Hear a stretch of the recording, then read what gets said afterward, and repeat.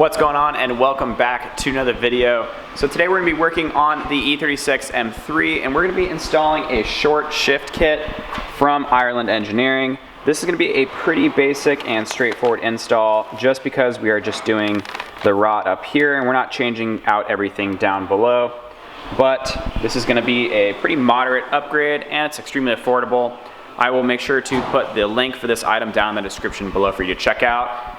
So let's go over kind of what this kit includes. Obviously it includes the new shift rod, which is going to have a different throw than the original one. And then it comes with some new bushings and circle clips, just so we can secure it a lot better. And then obviously we got a cool sticker here.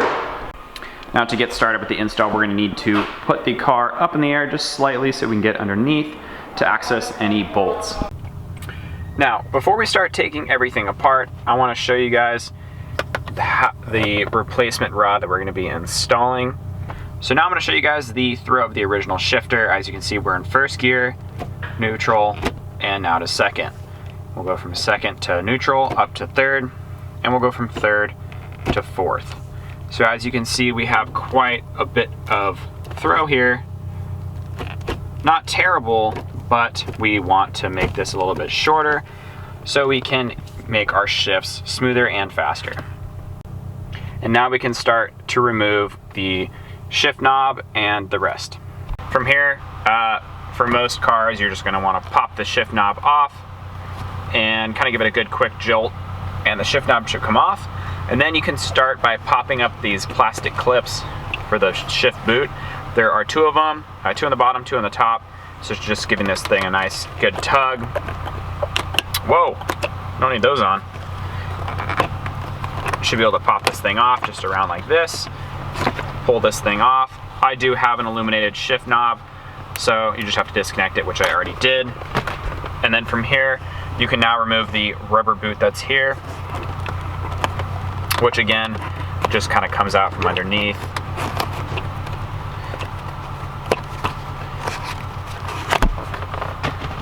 And now we have pretty much a good amount of open space here, from which we're going to remove this bushing as well.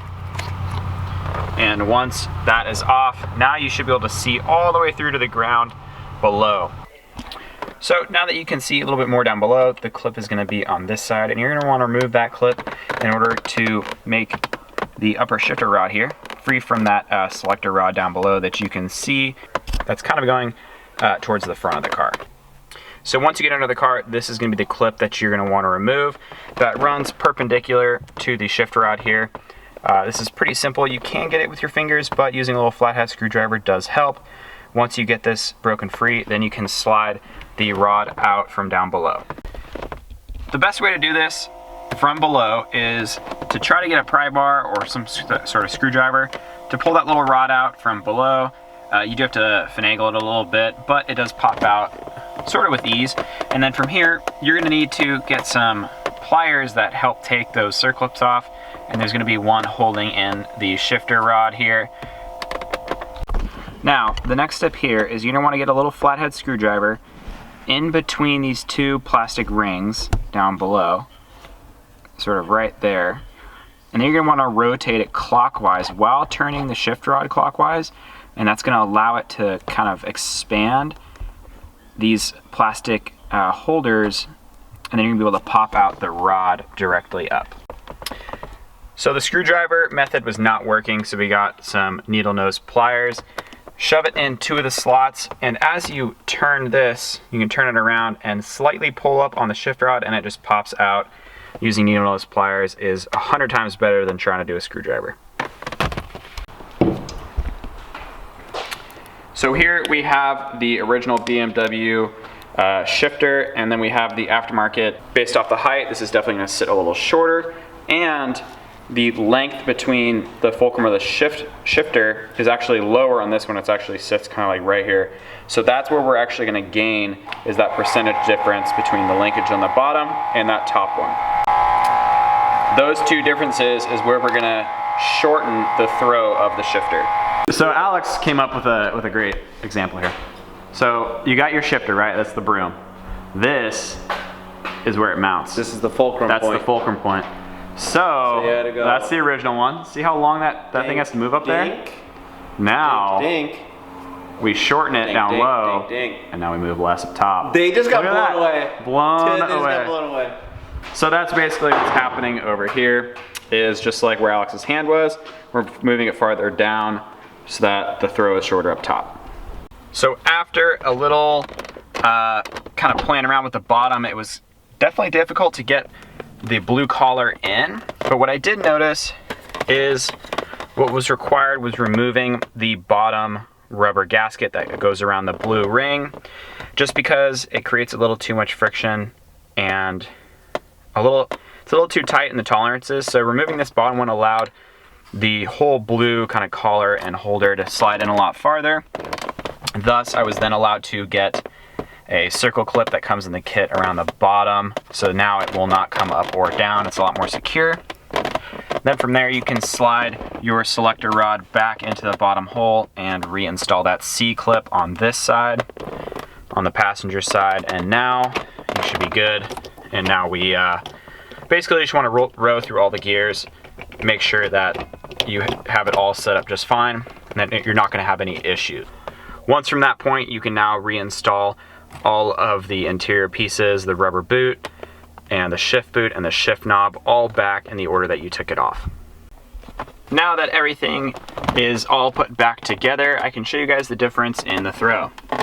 So this is now our kind of resting neutral position. It is shifted over to the right a little bit, but that's okay. So now we'll go to first to second, third, fourth, and there's fifth, and then reverse. Perfect. So yeah, like I said, it is a little bit farther to the right, to the passenger side of the car originally, where it's not centered anymore. It was kind of more in the center, and it's a little bit off to the right, but that's okay. It's just going to take some time to get used to. Overall, happy with the length of the throw. Let's go take it out for a little test drive. After some driving around with the new shift kit, I can already tell it's a dramatic increase, and it is way better. It's a lot more solid between the shifts. It doesn't kind of play around as much, and the throw has been obviously reduced by a substantial amount.